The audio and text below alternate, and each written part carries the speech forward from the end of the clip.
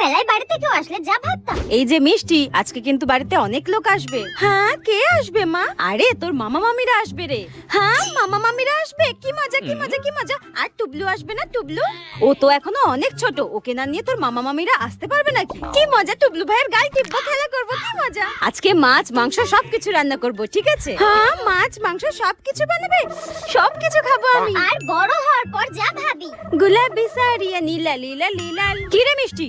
হ্যাঁ, তোকে না কতবার করে চিৎকার করে করে বলছি মামা মামিরা আসবে, তাড়াতাড়ি ঘরদোরগুলো গোছা। হ্যাঁ, মামা মামিরা আসবে কেন? কিসের জন্য? কার বিয়ে লেগেছে? এবার কাজ করতে করতে আমাকে মরতে হবে। তাড়াতাড়ি ঘরগুলো পরিষ্কার করে দে। মা, টুবলু আসছে না তো আবার? হ্যাঁ, তো একা ঘরে বসে কি করবে? হ্যাঁ, টুবলু আসছে। এই মদনাটা আবার কেন আসছে? আগেরবার এসে আমার ফোনটাই ভেঙে দিয়েছিল। দূর ব্যাং।